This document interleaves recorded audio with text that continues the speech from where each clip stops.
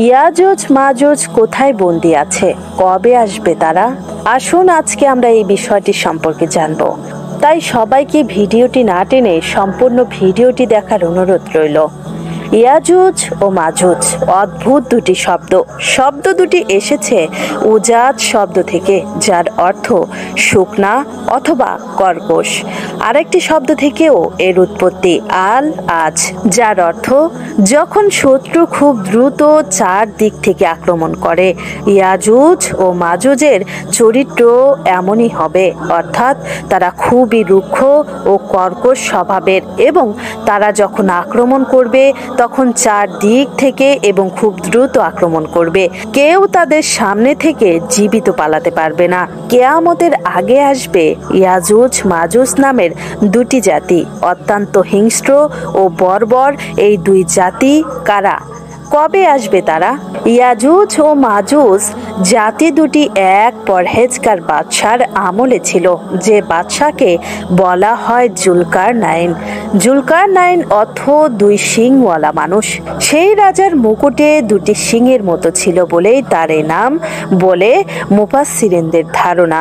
জুলকারনাইন ছিলেন খুবই ক্ষমতাধর একজন শাসক এবং তিনি ছিলেন একজন ঈমানদার। তিনি এতটাই ক্ষমতাধর ছিলেন যে আল্লাহ তাকে প্রায় পুরো পৃথিবীর রাজত্বই দিয়ে দিয়েছিলেন। তিনি তার সৈন্যদল নিয়ে ভ্রমণ করতেন, দেখতেন পৃথিবীর কে কোথায় নির্যাতিত হচ্ছে, কে ভালো কাজ করছে। তিনি তার জীবন পার করেছেন ন্যায় বিচার প্রতিষ্ঠায়। তার এমনই এক ভ্রমণ সম্পর্কে মহান আল্লাহ তাআলা সূরা কাহাফে বলেন, তিনি এতটাই দূরে চলে গিয়েছিলেন যে এরপর আর কোনো মানব জাতির সভ্যতা ছিল না। সেখানে দুটি পর্বতের মাঝে তিনি এক জাতিকে দেখলেন যাদের ভাষাও তিনি বুঝতে পারছিল না, কারণ তারা সভ্যতা থেকে এতটাই দূরে ছিল যে তাদের ভাষাও দুর্বোধ্য ছিল।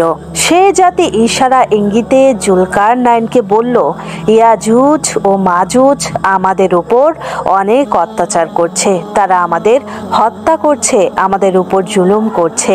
আমরা যদি আপনাকে কিছু মূল্য দেই, তার বদলে আপনি কি তাদের ও আমাদের মধ্যে একটি দেওয়াল নির্মাণ করে দিতে পারেন? উত্তরে জুলকারনাইন বলেন, আমার রব আমাকে যা দিয়েছে তা তোমাদের উপহার থেকে অনেক ভালো। তোমরা বরং আমাকে সাহায্য করো এবং আমি তোমাদের ও তাদের মাঝে একটি দেওয়াল তৈরি করে দিচ্ছি। এবং তিনি তাদের লোহার টুকরো আনতে বললেন। তিনি সেই লোহার টুকরোগুলো দুই পর্বতের মাঝে রাখলেন এবং তাতে বিশাল আগুন ধরিয়ে দিলেন। সেই আগুন এতটাই বড় ছিল যে লোহার টুকরোগুলো গলে গেল এবং সেখানে লোহার এক দেওয়াল তৈরি হয়ে গেল। অর্থাৎ তিনি ইয়াজুজ ও মাজুজকে দুটি পর্বতের মাঝে আটকে দিলেন। মহান আল্লাহ তাআলা বলেন, এবং তারা তা অতিক্রম করতে পারল না এবং তা ভেদও করতে পারল না। সূরা কাহাফ আয়াত ৯৭।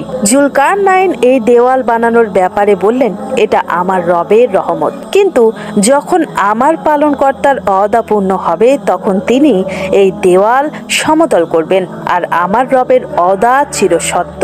এইখানে আল্লাহর ওয়াদা বলতে বোঝানো হয়েছে কিয়ামতকে, অর্থাৎ যখন কিয়ামত সন্নিকটে আসবে তখন আল্লাহ এই দেওয়াল গুঁড়িয়ে দেবেন এবং ইয়াজুজ ও মাজুজকে মুক্ত করে দেবেন। মহানবী হযরত মুহাম্মদ সাল্লাল্লাহু আলাইহি সাল্লাম কিয়ামতের যে 10টি প্রধান আলামতের কথা বলেছেন তার অন্যতম একটি হচ্ছে ইয়াজুজ ও মাজুজের আগমন। ভিডিওটি ভালো লাগলে সবাই চ্যানেলটিকে সাবস্ক্রাইব করবেন।